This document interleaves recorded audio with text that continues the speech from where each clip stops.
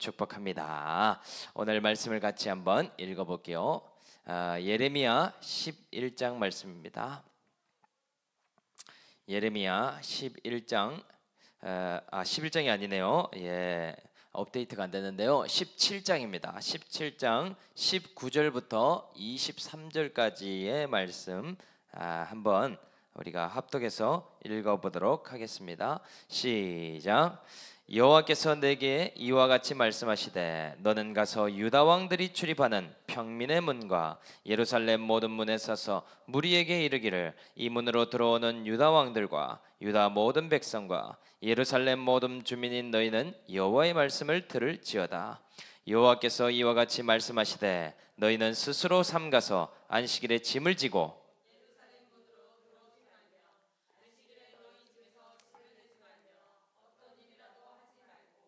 내가 너희 조상들에게 명령함 같이 안식일을 거룩히 할지어다. 그들은 순종하지 아니하며 귀를 기울이지 아니하며 그 목을 곧게 하여 듣지 아니하며 교훈을 받지 아니하였느니라. 아멘. 오늘 말씀 제목은요, 말씀에 청종하는 것이 구별됨입니다 라는 제목으로 하나님 말씀을 전하도록 하겠습니다. 이 세상에는 사람을 두 종류로 나눌 수가 있다라는 그런 이야기를 합니다. 하나의 사람은요, 액션의 사람이 있다라고 하고요, 또 다른 한 부류는요, 리액션의 사람이 있다라고 이야기를 하더라고요. 왠지 들으면 액션의 사람은 적극적인 사람이고 리액션의 사람은 수동적인 사람이 아닌가라는 그런 생각이 들죠. 그런데 정반대이더라고요. 그래서 설명을 해본다면 액션의 사람의 특징은 뭔가? 이 사람은 그냥 행위만 갖고 있는 사람을 말한다고 합니다. 그냥 회사에 가야 되니까 가고 밥은 먹어야 하니까 먹고 또 다른 사람들이 다 좋다고 한다고 하니 그렇게 따라하는 사람. 그래서요, 액션의 사람은 행동은 있지만 그 속에 어떤 동기나 확신이 없는 사람이다 라고 말을 합니다. 이 액션의 사람의 또 다른 특징이요, 그래서요, 어떤 행위에 의미를 찾을 수가 없다라는 사실이죠.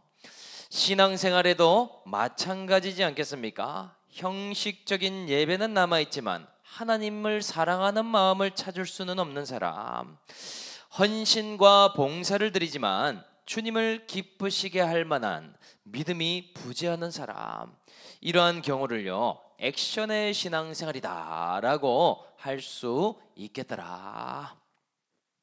그렇다면 여러분, 그 반대로요, 리액션의 사람의 특징이 무엇인지 아십니까? 리액션의 사람은요, 그냥 행위를 가지게 된 것이 아니라는 점이 특징이더라. 이들은요, 말씀을 들었든지 아니면 책을 읽었든지 어떤 것에 강한 동기부여를 얻게 되었습니다. 그것에 대한 반응과 순종과 결단으로 지금 액션이 나타나고 있는 중이라는 사실이죠. 그래서요, 이들은요, 억지로 하는 것이 아니더라. 해야 하니까 어쩔 수 없이 직장에 가고 하기 싫어 죽겠는데 다들 한다고 하니까 하는 그런 모습만 있는 것이 아니라는 점이죠. 여기에는요, 특별한 동기부여가 있고요, 인생의 특별한 의미와 뜻을 발견하고 있더라.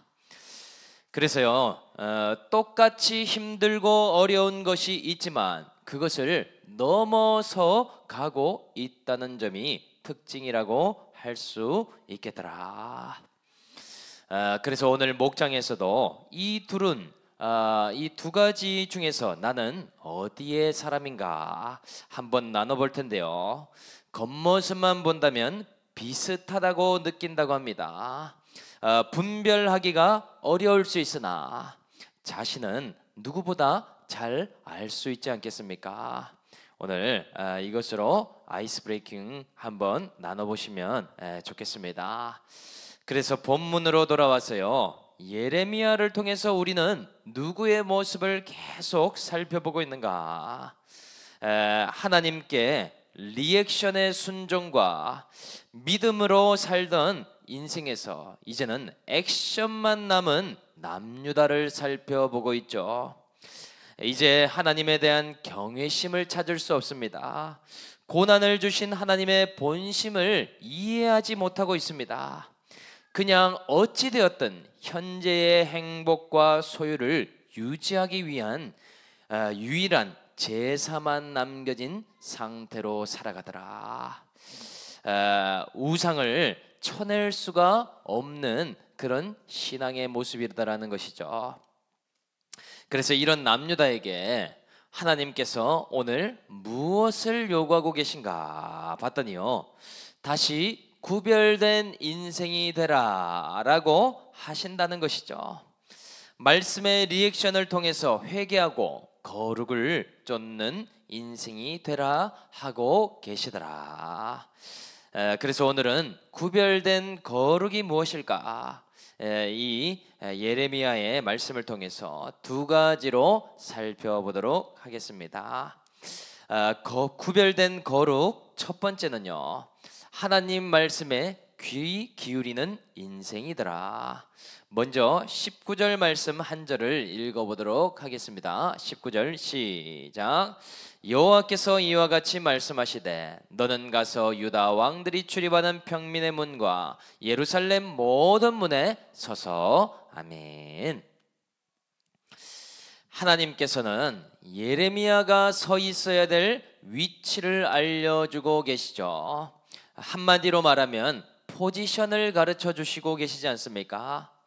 그것이 어디냐면요, 예루살렘의 모든 문 앞에 서 있으라 라고 말씀하고 계십니다. 그래서 이 문에 대해서도 두 가지로 생각을 해볼 수가 있는데요, 하나는 예루살렘 성읍의 모든 문이라고 해석할 수도 있겠고요, 또 다른 한 가지는 예루살렘 성전에 들어오는 문을 가리키는 것이다 라고 해석할 수 있겠죠. 그런데 후자의 가능성을 더 크다라고 말하고 있습니다. 그렇다면 하나님은요, 문 지킬 사람이 필요한 것도 아닌데 왜 예레미야를 문지기처럼 세워두시는가? 그 이유가 중요하지 않겠습니까? 그것은요, 남유다의 현재 상태를 보면 알 수 있겠더라. 남유다 사람들은요, 지금 제사를 드리는 껍데기, 액션만 남아있는 상태라고 했죠. 형식적으로 예배 자리에만 있으면 된다라는 생각만 하고 있지 않습니까? 그런데 하나님은요, 계속 리액션을 요구하고 계십니다. 행위적인 것만, 재물을 갖고 나오지 말고 이제 이 말씀에 반응하여 회개함으로 구별된 인생이 되라 하신다는 것이죠. 그냥 절기만 지키면 되지, 하나님을 알고 있으면 되지, 송구한 마음으로 제사드리면 그래도 우리를 봐주시겠지 라는 생각에서 돌이키라 하고 계시더라. 그래서요, 예레미야를 문 앞에 배치하신 하나님이 어떤 분이신지 우리는 알 수 있겠죠. 하나님은요, 어느 문에서나 항상 말씀하시는 분이라는 것을 발견할 수 있습니다. 하나님은요, 어떤 시간과 장소든지요, 항상 말씀을 준비하고 계신 분이심을 알 수 있겠더라. 왜 그렇습니까? 문은요, 사람이 출입하는 장소이고 시간이 통과하고 장소가 통과하는 구간이 바로 문이지 않습니까? 문에 서 있으면은요, 많은 사람들이 왔다 갔다 하고요, 많은 시간과 장소 가운데에 이 문이 지나쳐가는 시간이 되지 않습니까? 그곳에서 바로 하나님이 말씀하시겠다라고 하고 계시더라. 그래서요, 하나님이 그렇다면 누구에게 이 이야기를 하기 위해서 예레미야를 새로 세워 놓으셨을까? 20절에 말씀하고 있는데 한 번 더 읽어보도록 하겠습니다. 20절 시작. 무리에게 이르기를 이 문으로 들어오는 유다 왕들과 유다 모든 백성과 예루살렘 모든 주민인 너희는 여호와의 말씀을 들을지어다. 아멘. 지금 보니까요, 그 대상은 어떤 특정 부류만을 말씀하고 있지 않습니다. 왕이라고 해서 왕만 들으라고 하시는 것이 아니고 있죠. 또는 평민들이나 백성들에게만 이 말씀을 전하라고 하고 계시지 않더라. 왕에서부터 빈부 귀천을 막론하고 직위고하나 남녀노소 상관없이 모두 여호와의 말씀을 들을지어다 하신다는 것이죠. 왜 그렇습니까? 모두가요, 하나님의 택자로 부름을 받았기 때문이더라. 그래서 이 말씀을 청종케 함으로 나의 백성임을 구별시키겠다라고 하심이 아니겠습니까? 그래서요, 디모데전서 4장 5절 6절에도 보면은요, 하나님의 백성은요, 하나님의 말씀과 기도로 거룩하여 짐이라. 네가 이것으로 형제를 깨우치면 그리스도 예수의 좋은 일꾼이 되어 믿음의 말씀과 네가 따르는 좋은 교훈으로 양육을 받으리라 라고 되어 있습니다. 하나님의 백성이 거룩해지는 방법이자 양육의 최고의 비결은요, 바로 말씀이라는 사실이죠.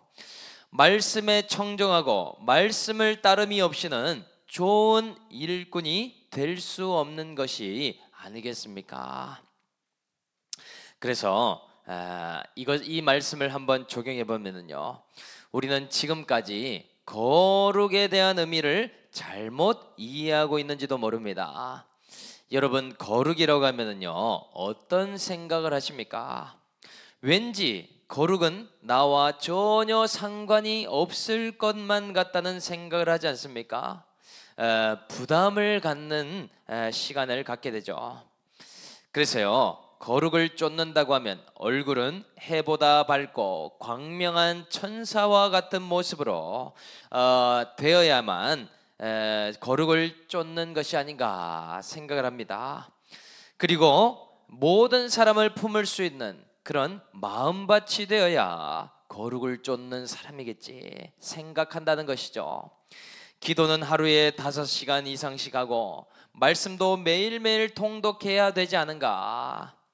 여러분, 이러한 비슷한 모습으로 나타날 수도 있지만은요, 그것이 본질이 아니더라.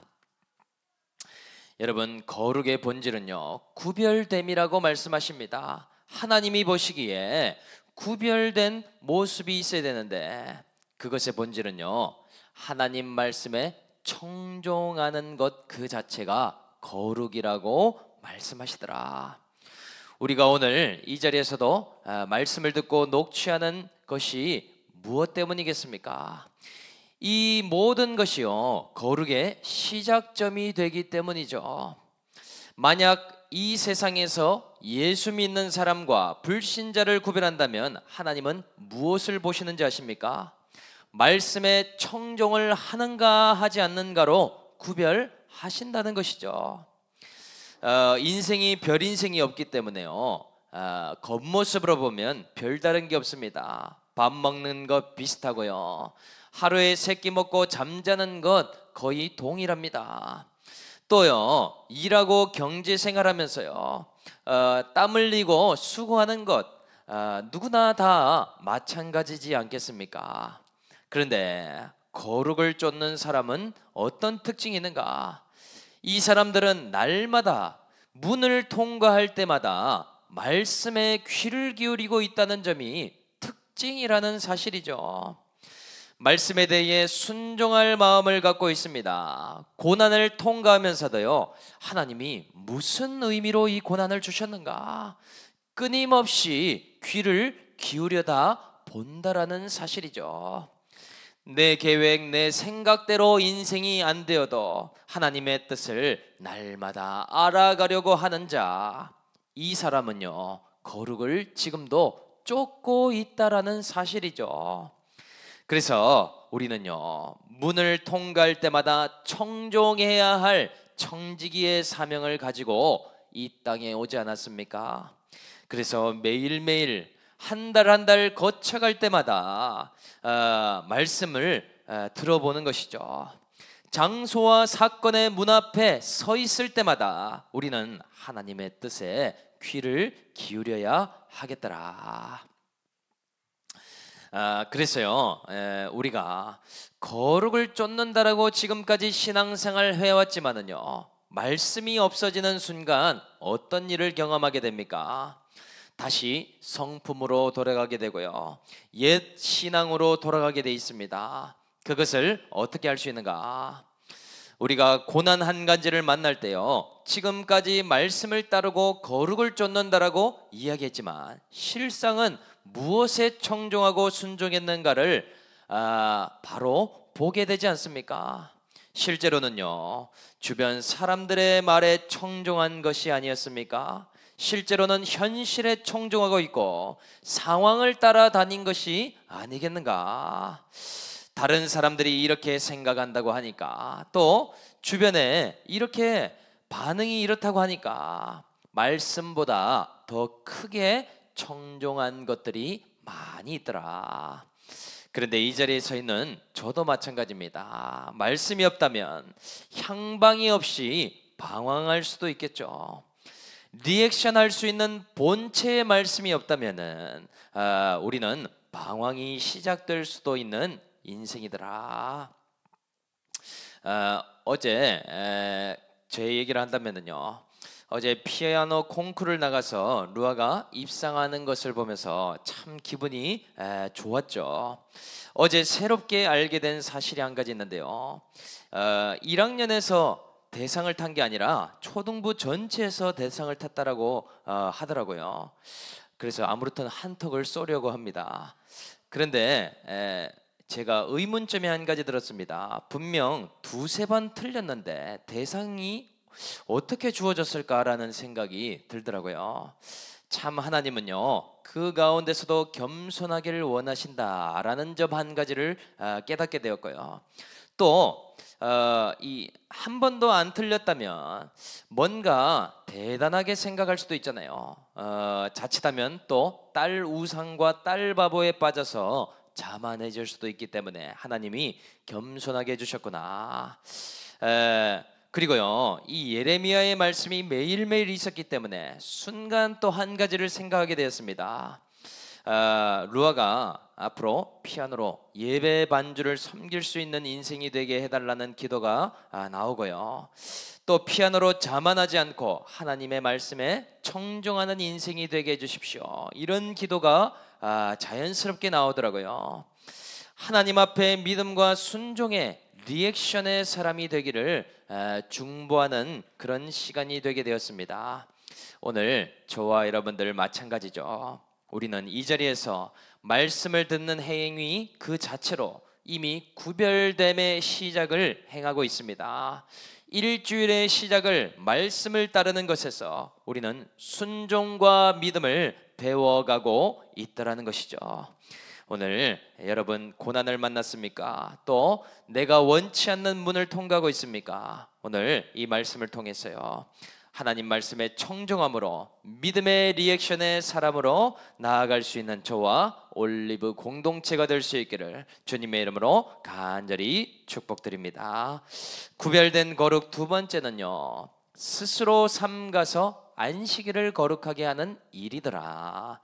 21절과 2절을 합독해서 한번 읽어보도록 하겠습니다. 시작. 여호와께서 이와 같이 말씀하시되 너희는 스스로 삼가서 안식일에 짐을 지고 예루살렘 문으로 들어오지 말며 안식일에 짐을 내지 말며 어떤 일이라도 하지 말고 내가 너희 조상들에게 아멘. 여기서 보니까요 하나님께서 남유다에게 너는 스스로 삼가라 라고 말씀하고 계시죠. 무엇을 삼가라 하시는가 봤더니요 안식일에도 짐을 가지고 예루살렘 문을 통과하지 말라. 그런데 이 일이 왜 스스로 삼가야 할 일입니까? 이것은요, 하나님을 위해서도 또 다른 누구를 위해서도 하는 일이 아니기 때문이죠. 바로 남유다 자신을 위해서 하는 일이기 때문에 이렇게 말씀하는 것이 아닙니까? 여기서 스스로 삼가다라는 원어의 의미를 보니까요, 목숨을 걸고 지키다라는 의미까지 포함되어 있습니다. 왜 목숨처럼 이러한 일을 여겨야 될까? 이것은요, 바로 남유다가 하나님을 인정하는 방법이자 하나님이 정하신 거룩의 방법이기 때문에 그렇더라. 이것이야말로 세상 이방 민족과 구별할 수 있는 아주 독특한 방법이 아니겠습니까?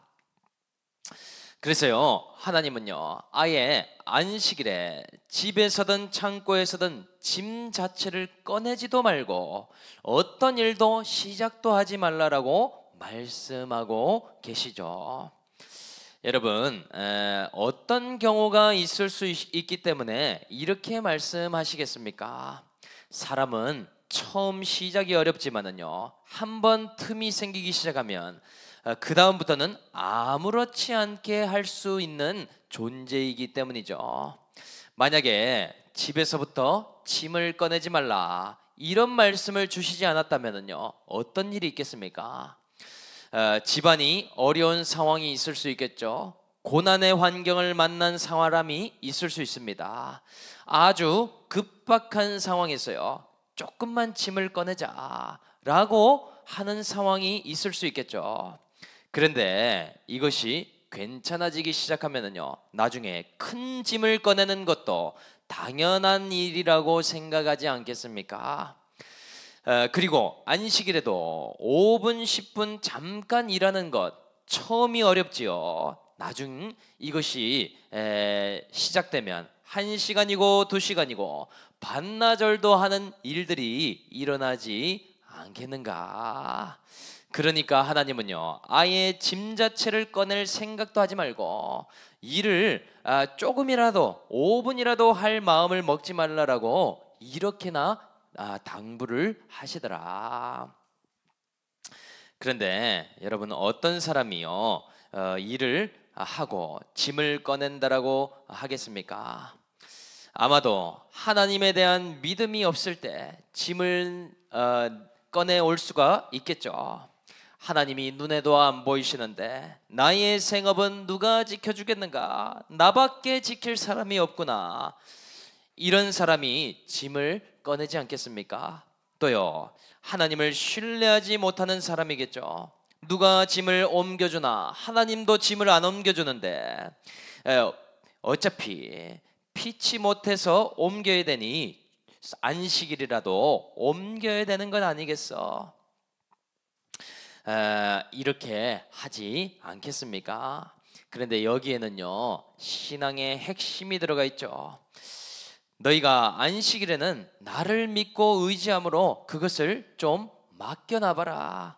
짐을 다 내려놓고 오라는 것은요, 그렇게 전전긍긍하지 않아도 필요에 맞게 내가 공급할 것을 경험시키겠다라는 의미가 포함되어 있더라. 택자 예루살렘에게만 정해주신 거룩의 방법이라는 사실이죠. 그래서요, 바벨론이 안식일이라서 이렇게 일을 쉬는 것을 본 적이 있겠습니까? 아수르가요, 안식일을 따로 구분해서 파티도 안 하고 하나님을 기억하고 예배드리는 게 있냐라는 것이죠. 그런 것이 전혀 없더라.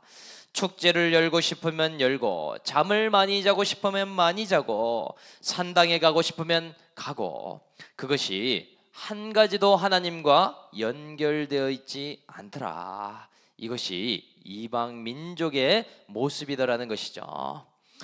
그래서 적용을 해보면은요, 우리도 거룩을 쫓아 살아가야 된다라는 말은 하는데 그 구체적인 방법에 대해서는 설명하기가 어렵지 않습니까?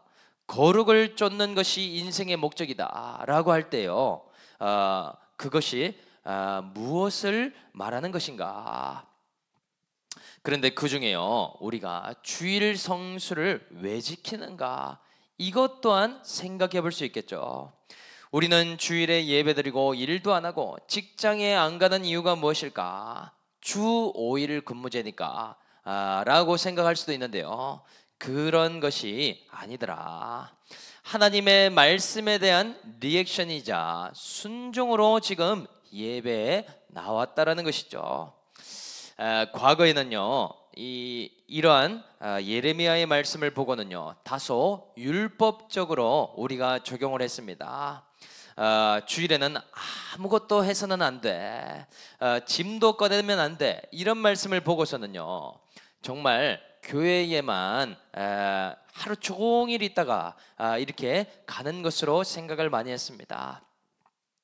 또요, 예전에 생각해 보면 헌금 봉투에 새 돈을 넣지 않으면 이 헌금을 잘못한다고 혼나기도 하고요, 또 간식을 토요일까지 미리 준비하지 않으면요, 혼이 났던 기억이 납니다. 주일학교 어린이 간식을 준비할 때도 주일에는 구매 자체를 하지 못하도록 양육했기 때문에 토요일에 반드시 사둬야 됐다는 것이죠. 그래서 행위 자체의 기준을 두고 이렇게 많이 했더라. 근데 율법적으로 하나님이 무서워서 지키는 것이 아니라 복음적인 방법으로 성수하는 방법은 무엇이 있겠습니까? 그것은요, 믿음으로 지키는 것이죠. 우리는 무엇을 위해 순종하려고 이 예배에 나왔는가? 오늘요, 수고하고 무거운 짐진 자들아 다 내게로 오라, 내가 너희를 쉬게 하리라. 이것도 하지 말고 저것도 하지 말고 하지 말라는 것이 본질이 아니라요, 하나님 안에서 안식하는 것이 그 핵심이라는 사실이죠. 우리가 월화수목 금토일까지요, 얼마나 많은 짐을 지고 살아가고 있습니까? 집들이 할 때만 양손 무겁게 가는 것이 아니고요, 교회에 나올 때도 짐을 가지고 나오는 경우가 얼마나 많은가. 자녀에 대한 짐을 갖고 나오는 경우가 있습니다. 저도 보니까요, 루아가 앞으로 피아노 콩쿠르를 계속 나가고 싶다고 하니까요, 가족 부양의 책임이 얼마나 무거운지 요즘 또 느끼고 있습니다. 물질적인 부양에 책임지는 것, 이것 또한 짐이 될 수도 있잖아요. 또 누구는요, 미래에 대한 짐을 가지고 나오는 경우도 있습니다. 다음 달 혹은 내년은 어떻게 생계를 이어갈까, 막막한 미래에 대해서 짐을 갖고 있겠죠. 또 사역자는 내년에 목회를 어떻게 이어갈까, 이런 생각들이 왜 없겠습니까? 그런데 이러한 모든 짐들이요, 현실에서부터 오고 생각에서부터 찾아오지 않습니까?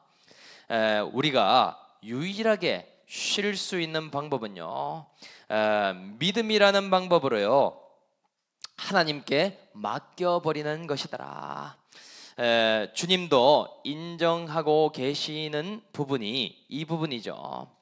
수고하고라는 말은요, 우리에게 수고가 있다라는 것을 하나님이 알고 계심이 아니겠습니까? 무거운 짐진 자들아 라고 하면요, 우리의 삶에도 무거움이 있다는 것을 다 알고 계신다라는 사실이죠. 그러나 이 주일에 예배 자리에 나올 때는요, 어떻게 해야 되겠습니까? 우리의 자녀도, 물질도, 건강도, 또 직장의 문제, 모든 것들의 주인이 하나님이심을 믿고 그것을 잠깐 맡겨두라는 의미가 아닌가. 그것을 내가 걱정한다고 해서 일이 바뀌는 것이 있겠습니까? 지금 내가 애써 본다고 달라질 것이 없는 경우가 얼마나 많은가. 그때는요, 그 문제, 그 사건을 하나님께 맡겨두라라고 하고 계시더라.